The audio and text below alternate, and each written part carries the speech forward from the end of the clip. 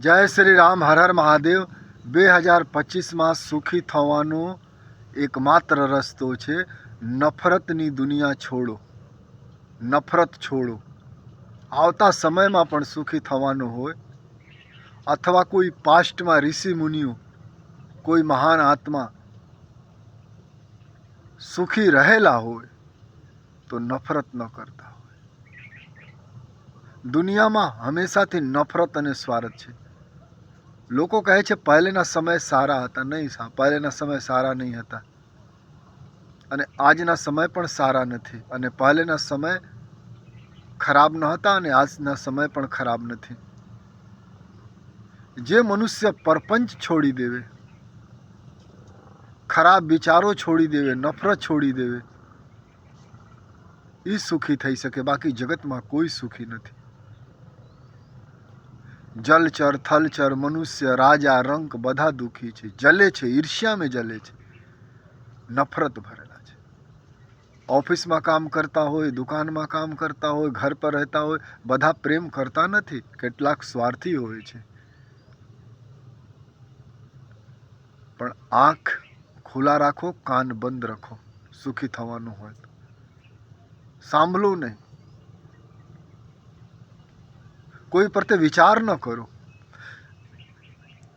એવા લોકો છે જેના પાસે કરોડો રૂપિયા છે, આશ્રમ છે, અને એના આજુબાજુ કોઈ સાધુ ભિક્ષા કરીને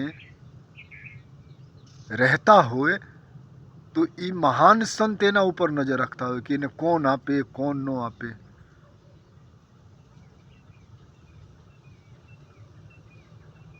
એ સુખ નથી. મહલમાં સુખ નથી. હજાર વીઘા જમીન છે, સુખી નથી, જલે છે. કોઈ બંગલામાં જલે છે, કોઈ ઓફિસમાં જલે છે. કારણ બીજાને જલાવો તો જલવું પડશે. કોઈને જલાવો નહીં, કોઈને તકલીફ ન આપો. નફરતની દુનિયા છોડો. કોઈ પ્રેમ કરે તો ઠીક, ન કરે તો ઠીક.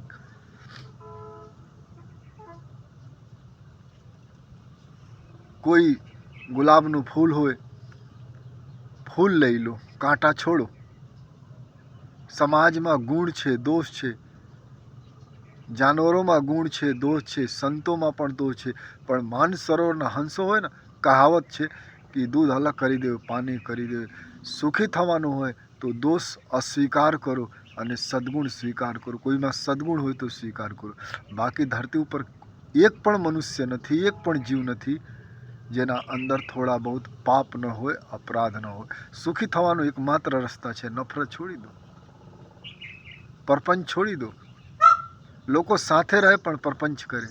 તમારા સાથે દોસ્તા રહેતા હોય, ભાઈબંધ રહેતા હોય, પતિ પત્ની રહેતા હોય, પણ મનમાં વૈમનસ્ય કાઢી નાખો. કોઈ સાથ આપે તો ઠીક, ન આપે તો ઠીક. કર્મ પવિત્ર રાખવાનું છે. કોઈને ખુશ નથી રાખવાનું. કોઈને ખુશ રાખવા માટે કોઈ સાથે નફરત નહીં, દ્વેષ નહીં. તો કર્મ પવિત્ર બની જાવે, કર્મ ભક્તિ બની જશે. પછી તમે કોઈ સાથ આપે ન આપે, સમાજ સાથ આપે ન આપે, મનુષ્ય સાથ આપે ન આપે, ભગવાન સાથ આપશે. કારણ ભગવાન હંમેશા સાથે છે, કોઈ ન કોઈ રૂપમાં.